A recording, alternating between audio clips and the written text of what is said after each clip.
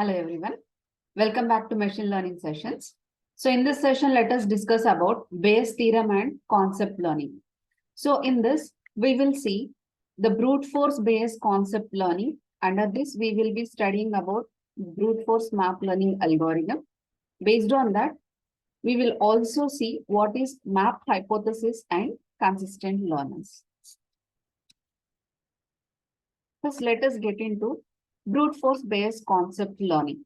How can we apply this Bayes algorithm as a brute force approach to concept learning? So since our Bayes theorem provides us a way to calculate posteriori probability of each hypothesis given the training data, we can use it as a basis for learning algorithm that calculates the probability of each possible hypothesis. Okay, so based on this, we are calculating the probability of each hypothesis, and we will be outputting the hypothesis which has the most probable value. So that means the hypothesis which is having the higher value, that will be outputted.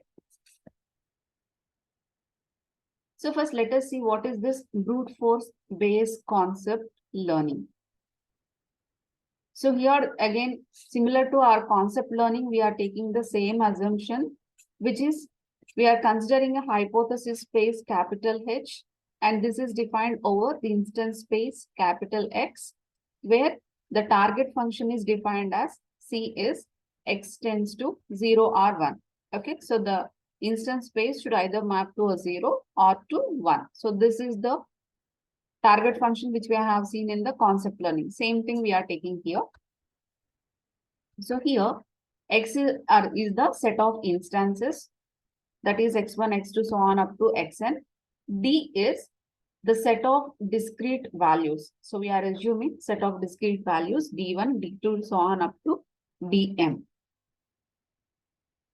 And here, the function that we are defining is the target function C is defined as X tends to capital D. Okay, so the various target values we have. So finally, the target value should be mapping to 0 or 1. So that means D1 should be mapping to 0 or 1. Similarly, D2 will be mapping to 0 or 1, like that.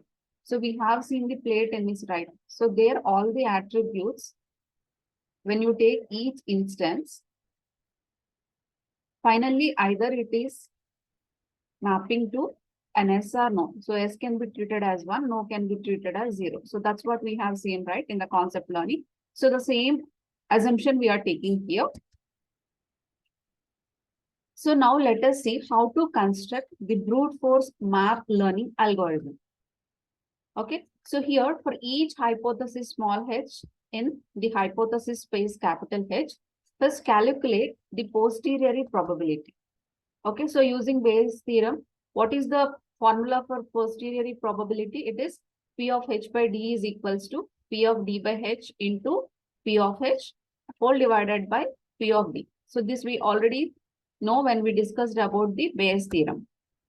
So now out of this, the one which gives us a maximum value of the probability. So that means the maximum value of this P of H by D is treated as the H map.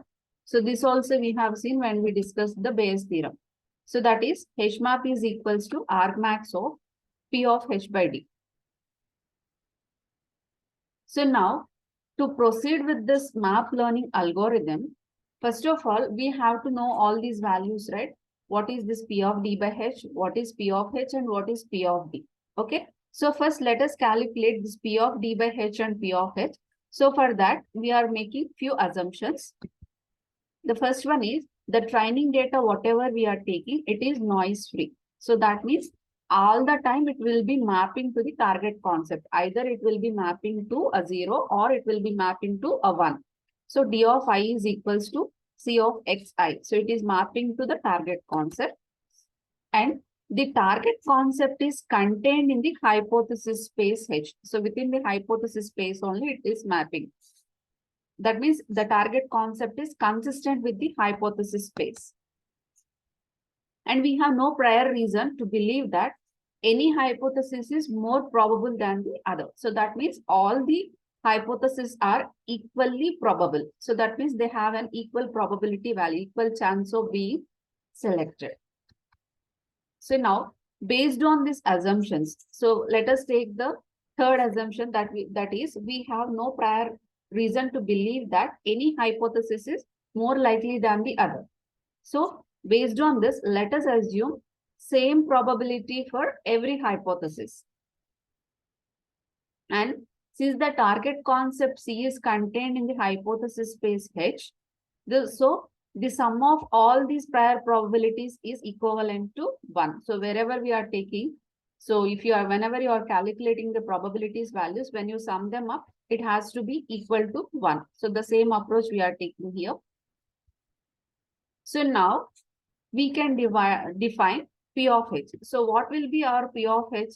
So P of H will be summing up to a value 1 divided by the number of hypotheses, that is the cardinality of H. Okay, so it is defined as 1 by mod H.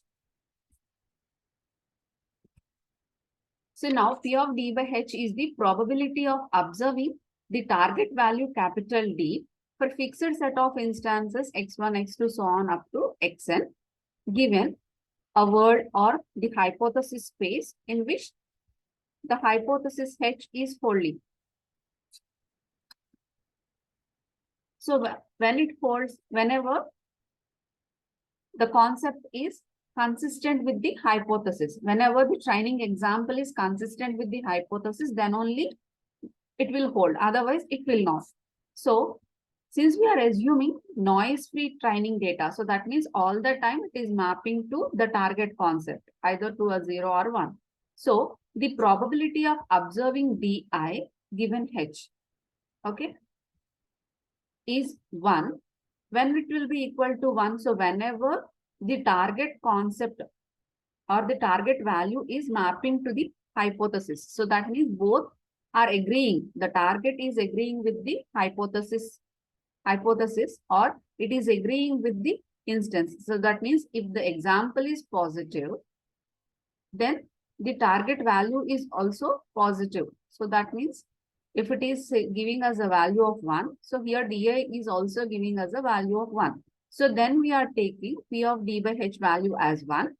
So that means D is consistent with H. Both are agreeing with the same. So it is consistent. So we are taking a value of 1. Otherwise, we are taking a value of 0. So from this, what can we say?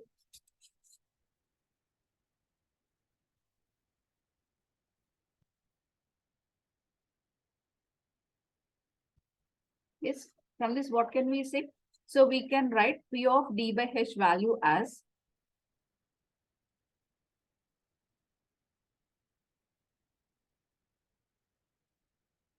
it is equivalent to 1 whenever your DI is equals to H of Xi. Otherwise, it is equivalent to 0. So that means your DI value is not equivalent to H of Xi. So whenever it is inconsistent, we are getting a value of 0. Otherwise, we are getting a value of 1. So now, let us recollect or just rewrite the Bayes theorem again. So what does our Bayes theorem state? 1 second, let me change the marker color. So what is our Bayes theorem? So it can be written as P of H by D. So we have it in the previous slide. I just want to rewrite it again. Is equals to P of D by H multiplied with the prior probability, that is P of H divided by P of D. Right? So this is our Bayes theorem.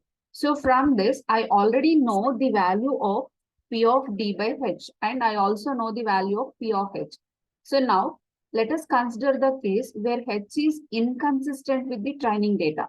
So that means my P of D by H value is equals to 0. So now if I substitute that in this Bayes theorem equation, so that is if I substitute in this, what will be the value I will be getting? I am substituting P of D by H value as 0 multiplied with P of H divided by P of D. Anything multiplied with 0 is ultimately 0. So my P of H by D value is 0. Now let us consider the case where H is consistent with the training data. So that means my P of D by H value is 1. So now in the same formula for P of H by D, let us substitute a value 1. Okay. So here my P of D by H value is 1. So 1 multiplied with P of H divided by P of D. And I already know what is the value of my P of H, right? So what is the value of P of H? We got it as 1 by mod H, right?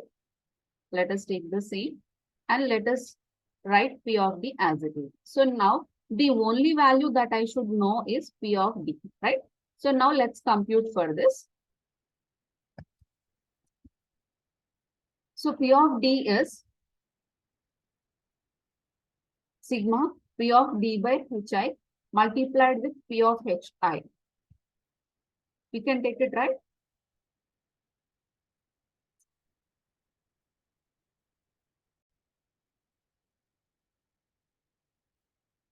So how can we write this? So using the total probability theorem. So where my instances or the hypotheses are chosen independently, the sum of the probability can be taken as equivalent to 1. Okay. So only we are taking the summation on this. Okay. And we can write P of D as, this is the sum, total probability theorem. So just review the formula once. So based on this, I already have the value for P of D by Hi, right? So this is 1 into 1 by mod H plus summation of, so means in the same formula, we are taking the values for the sigma. So here our hypothesis belongs to our hypothesis space capital H, right? So what is our target value? So it is mapping to 1 as well as to 0. So both we are taking. So 1 into 1 by H plus sigma 0 into 1 by mod H. So in the just I'll go back to the previous slide and I'll show you once. So this is the value we have, right? So P of H by D value. So two values we obtained. Okay. So both the values we are taking. So here I didn't substitute the value for P of H. If you substitute, it is 0 into 1 by mod H divided by P of D. Okay. So that's what we are writing there. So we are adding up these two terms there. Okay. So now, since the second term is 0, so this term is anyhow 0. So I am left with only 1 into 1 by mod H. So now I just want to replace this 1. Okay. So what is this 1? That is nothing but the sum of the probabilities of all hypotheses which are consistent with the target concept. Okay. So if you remember the definition of the version space, okay, it contains all hypotheses which are consistent with the all examples which are consistent with the hypothesis, right? So the same thing I am taking here. So this 1 is nothing but the sum of all the hypotheses which are consistent. If it is consistent only, I am getting this value as 1, P of D by H value. So I can rewrite this 1 as version space of the hypothesis with respect to the examples or the training data D divided by mod H. So now I got all the values. P of H I obtained, P of D by H I have, and P of D also I have. So now let us use all these three and let's write P of H by D. So what is my P of H by D now? So it is 1 into 1 by mod H divided by P of D value. So P of D value is mod version space of H comma D divided by mod H, right? So now this H and this H gets cancelled. And finally, I will be left with 1 by mod V S H comma D. Okay. So now, what can we conclude from this? So what can we summarize from this is, so I can say my P of H by D. So let us see the summary once. So to summarize, the base theory implies that the posteriori probability, so that is P of H by D, based on our assumptions for P of D and P of D by H is, so what is the value that we obtain?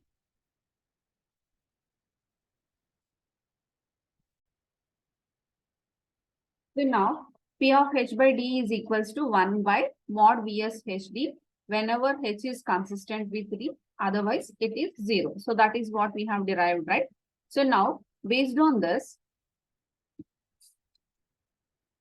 let us see the evaluation of all hypotheses, okay, in a pictorial form, or let's take the help of the following figure to see how it is performing. So now let's see the posteriori probability of how the posterior probability changes with the training data. So these are, so on the x-axis all the time we are taking the hypothesis. So in the first case, if you see, we are taking only P of H. Here I have no training data. So here I am taking only the prior probability only. So okay, initially what is the assumption that is taken? All the hypotheses have an equal value of the probability. So only all are mapping to the same value of the probability. So later on when we are taking the training data, so let us take this as D1. Okay, so let's take some data. So D1 we have taken. So now when I'm calculating the value of P of H by D1, so here we are getting the a value of 1 for some hypothesis, whichever are consistent, and whatever are inconsistent, they are getting a value of 0. So only here you can see some hypotheses were eliminated. Only the ones which are consistent only we are getting here.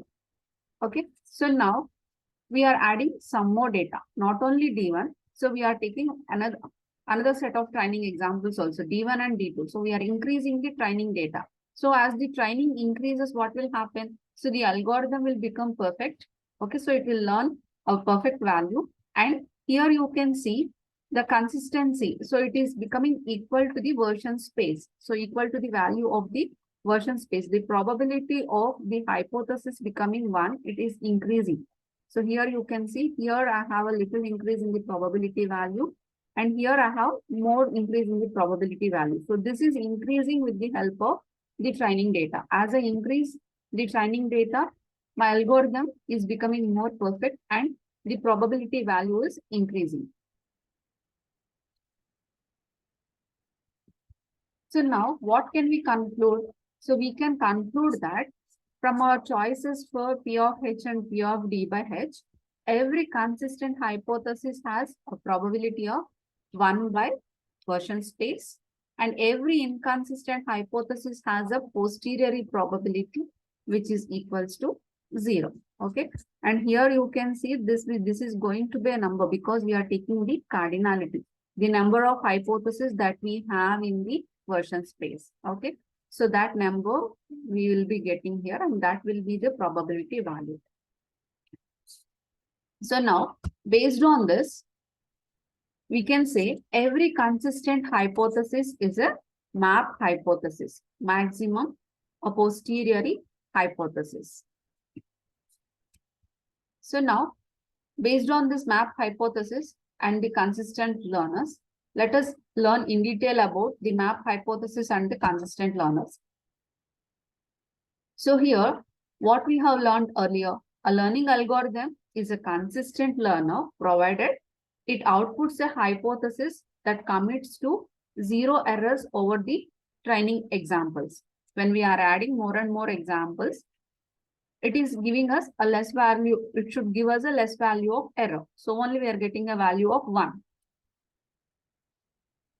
So from this, what can we conclude? Every consistent learner outputs a map hypothesis if we are assuming a uniform prior probability distribution over H. So that is P of Hi is equal to P of Hj. Every hypothesis has an equal chance of or equal value of probability. So that should be the first assumption.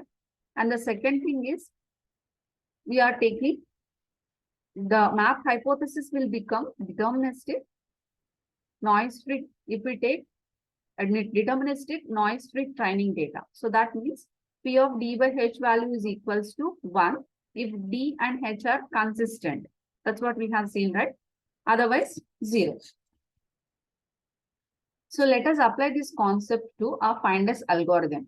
So what is the aim of finders algorithm? What it will output finally?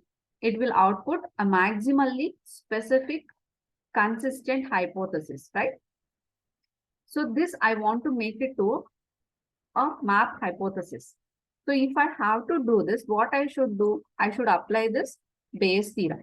Okay, so when I can apply, if I can identify the probability distribution for P of H and P of D by H, because finders is not computing these probability values.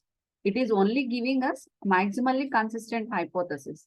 Okay, so since it is giving us a consistent hypothesis, we can apply our Bayes concept learning. So from this, what can we conclude?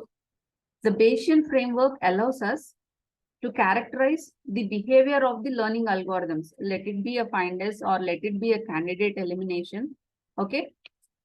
So even when the learning algorithm does not explicitly manipulate the probabilities, okay. So though it is not calculating these values and it is not altering this, but we can apply our Bayesian framework by identifying the probability, the suitable probability distribution. For finders, there can be one probability distribution suitable, and for the candidate elimination, that could be a different one. So that we should identify which probability distribution will be suitable. So then we can apply this Bayesian framework in order to find a map hypothesis using the consistent learning algorithm. Okay, so that's it for this session. Hope you all enjoyed. If you have any queries, please let me know in the comment section. If you like the video, please like, share, and subscribe.